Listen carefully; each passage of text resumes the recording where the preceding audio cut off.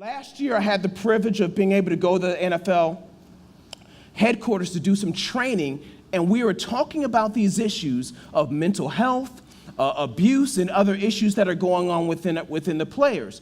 And one of their lead clinicians actually shared with us some of the information about what is vitally important for children to get from parents growing up in development. And they said from 0 to 7, what would you think that a mom gives a child from ages 0 to 7? What attribute or what would you think would be the most important thing that a mom gives a child from ages 0 to 7? Love, nurture, food, and boils down to a mother lets a child know that they are loved. They are loved. Now, what do you think a father provides a child? Discipline. What else? Security, guidance. What else? Acceptance, confidence, morals. I'll help you out here. What research sort of showed is this, that fathers provide children the fact that they matter.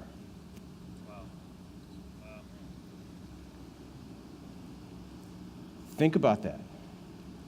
You matter. You're important. You have value. Now, what happens to that child if the father isn't there to give that to them? Then that child is going to look for it someplace else. So watch this. I don't care how old you are, and yeah, I'll say it. It doesn't matter if you're 7 or 70. God placed that need of knowing you're loved and valued and validated and affirmed as an early developmental attribute that we're supposed to have as a part of our upbringing. And it doesn't matter how old you get, that need never goes away.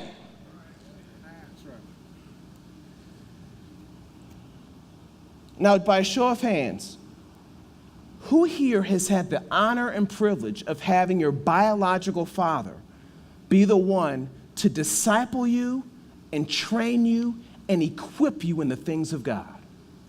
Your biological father. That's a blessing. That's a blessing. Keep those hands up. That's a blessing. You can put your hands down. Now, my concern once I heard that research was, oh my goodness, what about all the people like us that may not have been in that position? Are we just destined for failure? So we asked the question, what about mentors? Bishop alluded to that earlier. You know, you may not be a biological father, but what about our ability to be able to influence and mentor others? Can that fill that void? Can that help that person know that they're valued and validated? And they said unequivocally, yes. That a mentor can fill the void and let that person know that you're valued, you're loved, you're affirmed. And watch this to prove this point. I want you to take a moment and think about who have been the most influential men in your life. Just take a mental assessment. Who have been the most essential and influential men in your life? And I'm sure that that list extends beyond just your biological father. But they were instrumental in helping you get to where you are today. Think about what was it about them that made them special to you? What was it about them? Now, for some of you, it may be somebody that they didn't even know that they had that impact. Can you think of somebody that you saw, that you knew, but they didn't know that they had that type of impact on you? Can I see a hand if you can think? Now look at that. Look around. Look at that. That you were watching somebody from afar, but you saw something in another man that said, yes.